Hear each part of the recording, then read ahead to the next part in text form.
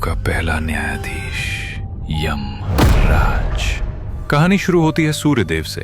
उनका तेज इतना प्रचंड था कि पास खड़ा होना भी असंभव लगता था।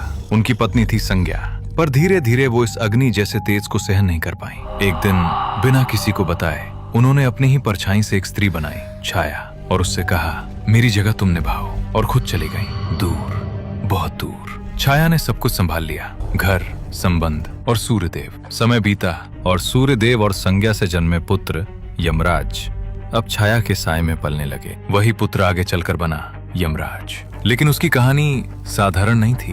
बचपन से ही उसके आसपास कुछ अजीब था। माँ का प्यार अधूरा, ठंडा और कहीं न कहीं डरावना। एक दिन क्रोध में आकर यमराज ने अपनी माँ को लात मार दी और तभी छाया की आंखें बदल गईं। उसने श्राप दिया, तुम्हारा पैर सड़ जाएगा। अगले ही पल यमराज दर्द से चीख उठे। उनका शरीर कांपने लगा, जैसे कोई अदृश्य शक्ति उन्हें सजा दे रही हो। जब ये बात सूर्यदेव तक पहुंची तो सच्चाई सामने आई। ये असली मां नहीं थी, ये सिर्फ एक छाया थी। लेकिन तब तक यमराज दर्द, अपमान और अन्याय तीनों को महसूस कर चुके थे। सूर्यदेव ने उन्हें श्राप से राहत दी और फिर कहा, तुम्हारा जन्म किसी साधारण जीवन के लिए नहीं हुआ, तुम्हारा जन्म हुआ है न्याय के लिए। उसी क्षण सब कुछ बदल गया। यमराज को मिला उनका असली स्वरूप, नीली देह, अग्नि जैसी लाल आंखें और एक ऐसा तेज जो डर पैदा करता है। हाथ में पाश और सवारी एक विशाल भैंस। अब वो सिर्फ पुत्र नहीं थे, अब वो थे मृत्यु के देवता, धर्म के रक्षक, जो हर आत्मा से उसका हिसाब लेते हैं। न कोई रिश्ता,